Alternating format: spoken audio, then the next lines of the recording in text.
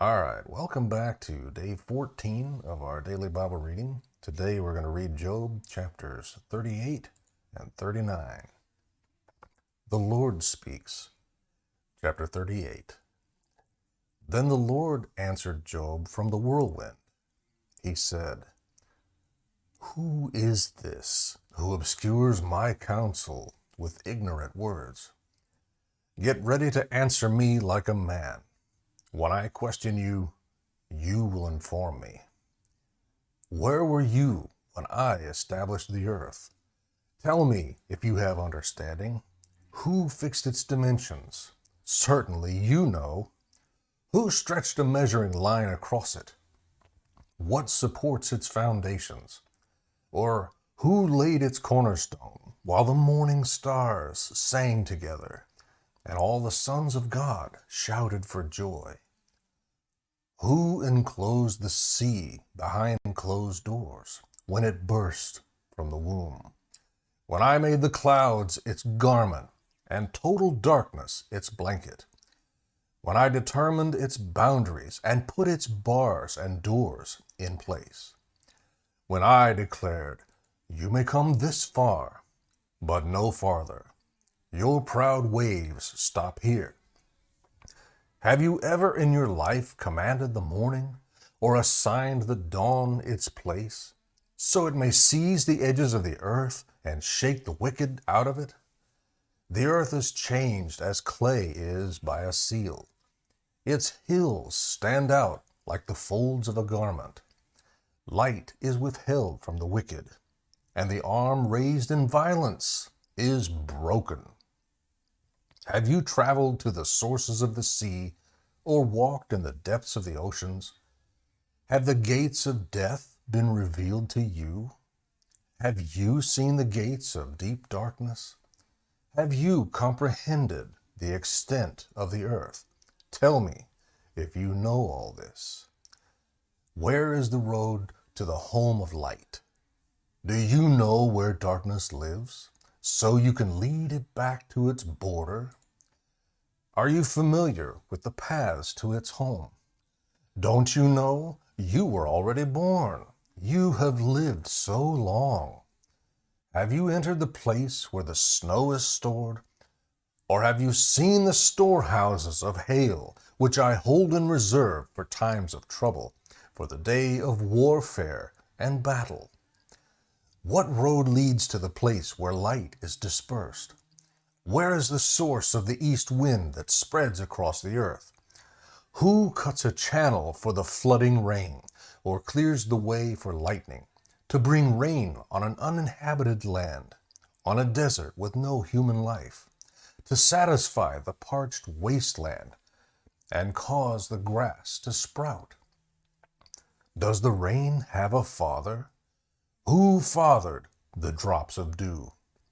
Whose womb did the ice come from? Who gave birth to the frost of heaven, when water becomes as hard as stone, and the surface of the watery depths is frozen? Can you fasten the chains of the Pleiades, or loosen the belt of Orion? Can you bring out the constellations in their season, and lead the bear and her cubs? Do you know the laws of heaven? Can you impose its authority on earth?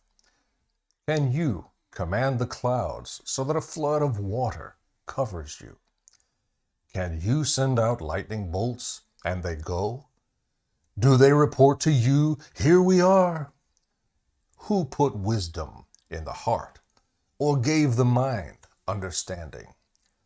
Who has the wisdom to number the clouds? Or who can tilt the water jars of heaven when the dust hardens like cast metal and the clods of dirt stick together? Can you hunt prey for a lioness, or satisfy the appetite of young lions when they crouch in their dens and lie in wait within their lairs? Who provides the raven's food when its young cry out to God and wander about for lack of food? Do you know when mountain goats give birth? Have you watched the deer in labor? Can you count the months they are pregnant so you can know the time they give birth? They crouch down to give birth to their young. They deliver their newborn. Their offspring are healthy and grow up in the open field. They leave and do not return. Who set the wild donkey free? Who released the swift donkey from its harness? I made the desert its home, and the salty wasteland its dwelling. It scoffs at the noise of the village and never hears the shouts of a driver. It roams the mountains for its pasture land, searching for anything green. Would the wild ox be willing to serve you? Would it spend the night by your feeding trough? Can you hold the wild ox to a furrow by its harness? Will it plow the valleys behind you? Can you depend on it because its strength is great? Would you leave it to do your hard work? Can you trust the wild ox to harvest your grain and bring it to your threshing floor? The wings of the ostrich flap joyfully, but are her feathers and plumage like the stork's? She abandons her eggs on the ground and lets them be warmed in the sand. She forgets that a foot may crush them, or that some wild animal may trample them. She treats her young harshly, as if they were not her own, with no fear that her labor may have been in vain. For God has deprived her of wisdom. He has not endowed her with understanding. When she proudly spreads her wings, she laughs at the horse and its rider. Do you give strength to the horse? Do you adorn his neck with a mane? Do you make him leap like a locust? His proud snorting fills one with terror. He paws in the valley and rejoices in his strength. He charges into battle. He laughs at fear, since he is afraid of nothing. He does not run from the sword. A quiver rattles at his side, along with a flashing spear and a javelin. He charges ahead with trembling rage.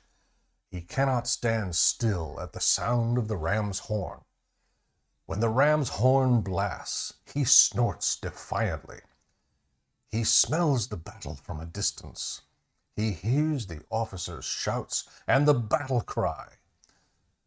Does the hawk take flight by your understanding and spread its wings to the south? Does the eagle soar at your command and make its nest on high? It lives on a cliff where it spends the night. Its stronghold is on a rocky crag. From there it searches for prey. Its eyes penetrate the distance. Its brood gulps down blood. And where the slain are, it is there.